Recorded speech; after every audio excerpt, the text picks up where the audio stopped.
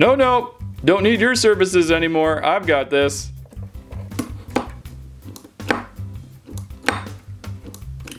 Oh, I wish I had an action feature.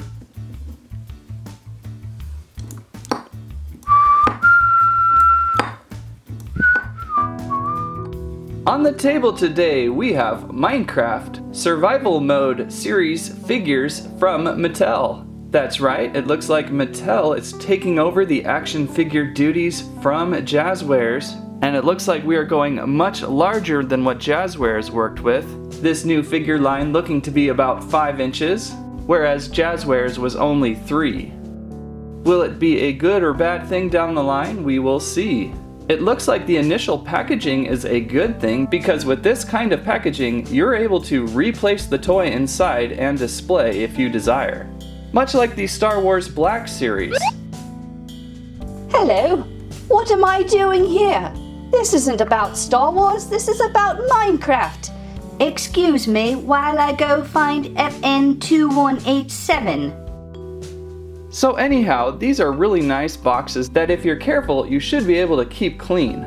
These figures say survival mode on them, so I'm assuming that's the series that we're working with, even though they're very close to the Obsidian Series 4 packaging that we saw in the latter part of 2015. The toys even are labeled 2015, but this is the first time I've seen them on shelves. Running around $12.99 at Toys R Us, but I would hope to see that closer to $10 at, say, Walmart. On the back of the package, you can see the other figures in the Survival Mode series. We have a arrow-firing skeleton, a shearable sheep, armor-up Alex, Tameable Wolf, and exploding creeper. There's also a quick little demonstration to work Steve's action feature, and a quick crafting guide for his pickaxe. Let's retrieve Steve out of the package and see how he is up to code.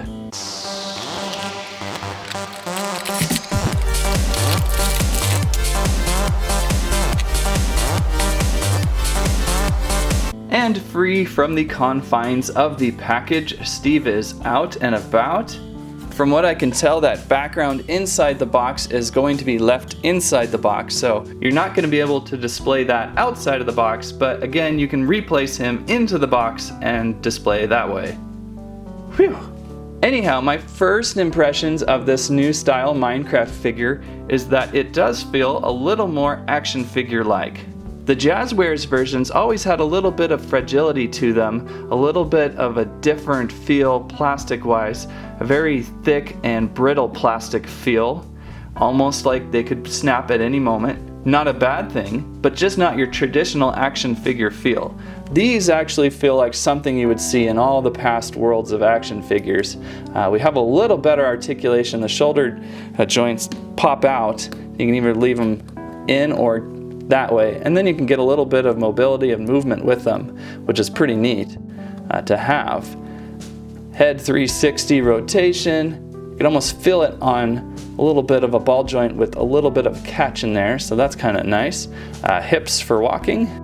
These feet look kind of interesting, almost like there's going to be something they can snap onto in the future. Oh, there's a number down there too. We've got grip in his hands to hold on to the pixelated mine pickaxe, and the action feature of a little flipper back here. And that is a very, very classic action feature for any action figure. So, you know, it's definitely more of a playable toy for sure. It just has that feel. The plastic has that, it's kind of a hollow type of feel. It's a little more softer, not really soft. You can see some texture coming out of the pixelation on his skin around the body. So, I mean, there's a little bit of difference there where these were smoother figures. A much larger sized figure, obviously 2 inches taller. I think so far the only main drawback of this Mattel figure would be the missing of a block to mine. That was one of the cool parts of the Jazzwares, is all these different blocks you can find. But perhaps we will see Mattel releasing more blocks for these down the line. Obviously, much taller than Mini Steve, which is a Mattel product as well. The next figure I wanted to take a look at was the exploding creeper. On the back of the package, a quick guide on how to explode your creeper, plus a little crafting guide on how to make TNT. Very simple stuff here.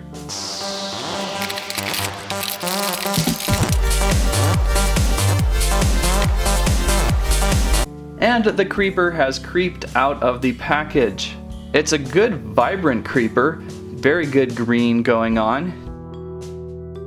Again, up to the Jazzwares creeper, it is much taller, but pretty much with the same type of articulation with the legs. There are a little bit of a click to them so that they kind of hold pretty strong. But with that action feature,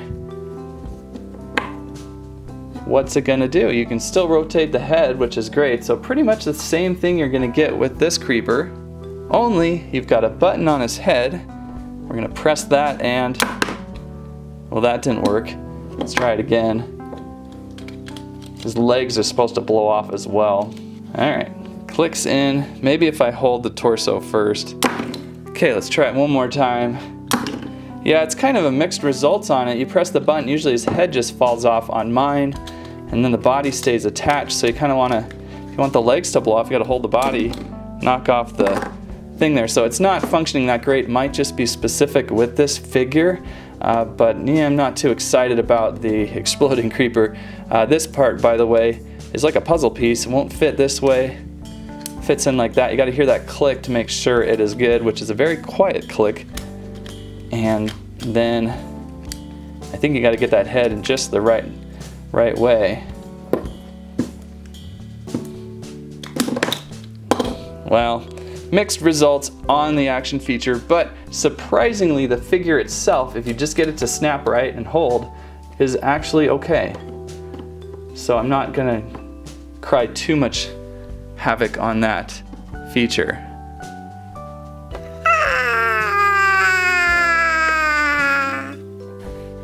I see you. You can't escape the First Order. Come back here. And the last figure, taking a look at Tameable Wolf. On the back of the package, of course, we have another image of how the Tameable Wolf is tameable with that bone, and how to craft up a fishing rod.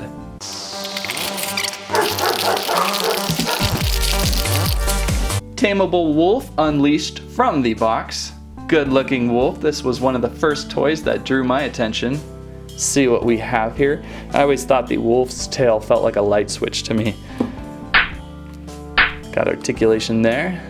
Back legs are stuck, but that has to do with the action feature. Front legs, we have a little bit of movement. Same type of plastic going on, but now it feels like there's definitely a mechanism inside. So to tame our wolf, we need to feed it a bone. So here you go, buddy. And I guess we're gonna have to manually open up the mouth, which flips his back legs down and opens up a collar around his neck. That is pretty neat how that mechanism works. We have to take a look closer at this. I love unique toy mechanisms, as I like to call it.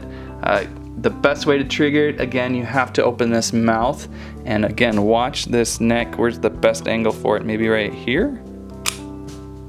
Or how about front? One more time. That is cool. That is just different. I like that. And again, flip these feet back. They're really, really tightly tied into this. Snaps it back perfectly. I really like the Tameable Wolf. My initial reaction on the new Mattel action figures for Minecraft is a thumbs up. It is a little bit frustrating to have to start to recollect a collection if this is going to be the new norm, and we will probably see a bunch more figures released. Hopefully with a larger company such as Mattel though, we will see bigger waves released more often. Jazzwares was certainly stuck on Series 3 for way too long, but I certainly liked their figures too.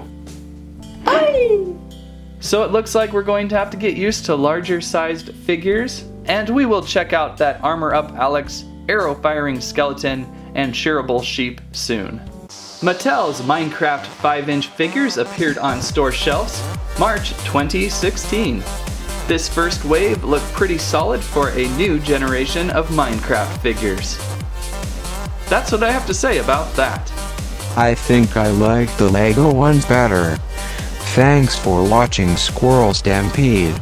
Please like, share, subscribe. That is right, Mini Steve minions. I am your official overlord. You must appease me! Appease me!